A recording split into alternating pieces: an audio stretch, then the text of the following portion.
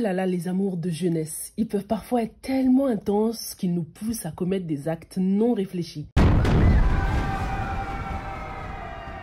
Dans ce deuxième épisode, on nous plonge dans le passé de Rosalie pour mieux comprendre l'origine du pacte de sang qui est l'intitulé de cette histoire. Rosalie était nouvelle dans le quartier. Elle venait d'arriver avec sa famille et elle a intégré une nouvelle école. C'est là-bas qu'elle a rencontré Ismaël, ce jeune homme qu'elle voit aujourd'hui en vision. Lui et Claude étaient meilleurs amis à l'école. Ils faisaient les 400 coups ensemble, mais tout a changé lorsque Rosalie a débarqué en terminale dans leur lycée. Ismaël a tout de suite flashé sur elle. Un vrai crush. Dès qu'il l'a vue, il a su qu'elle allait devenir la femme de sa vie. Mais il ignorait que Claude la connaissait déjà. Rosalie était une amie de la famille. Quelle chance! Ismaël était même un peu jaloux de ce privilège qu'a Claude de connaître son crush, de pouvoir blaguer, rigoler avec elle. Mais le jour où Ismaël croise Rosalie dans la rue un soir, c'était son jour de chance. Il décide de prendre son courage à deux mains pour lui parler. En fait, les parents de Rosalie étaient encore au travail et elle n'avait pas ses clés. Du coup, elle ne pouvait pas rentrer chez elle et elle attendait là dehors comme ça. Ismaël a trouvé ça dangereux et il lui a proposé de venir chez elle pour attendre. Rosalie, qui était un peu réticente au début, a fini par accepter parce qu'elle s'est dit que bon, Ismaël c'est le pote de Claude qu'elle connaît déjà. Et puis Ismaël lui avait aussi dit que sa maison n'était pas très loin, donc elle décide de le suivre. Arrivée chez lui, Rosalie passe un très bon moment avec sa famille. Ils se montrent très accueillants, ils sont très gentils et ils apprécient la compagnie de Rosalie. Elle est vraiment super ravie.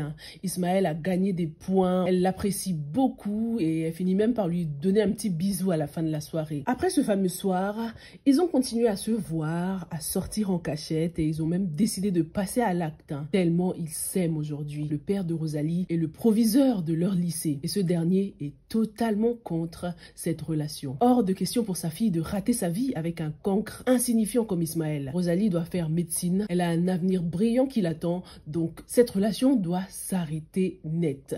Le papa se montre très strict et il interdit même toute sortie à sa fille. Rosalie est enfermée à la maison. Impossible pour elle et Ismaël de vivre leur amour. Rosalie est tout simplement désespérée. Elle ne mange plus, elle ne dort plus, elle perd goût à la vie et qu'est-ce qu'elle déteste son père en ce moment. Lors d'une sortie en famille, Rosalie décide de s'isoler un moment et c'est comme ça qu'elle fait la rencontre d'Oumou au bord de la mer. Une vieille dame qui lui parle d'un pacte de sang après avoir écouté son histoire. Apparemment, si elle fait ce pacte, tous ceux qui voudront séparer Ismaël et elle auront de graves malheurs. La vieille dame lui demande de faire attention à l'eau aussi, car c'est un signe macabre. Rosalie se demande si ce n'est pas un peu dangereux, ce pacte. La vieille la laisse vraiment pensive, quoi. Va-t-elle faire ce pacte et mettre sa famille en danger? Ne devrait-elle pas réfléchir encore un peu? Parce qu'il faut dire que sa relation avec Ismaël est allée un peu trop vite.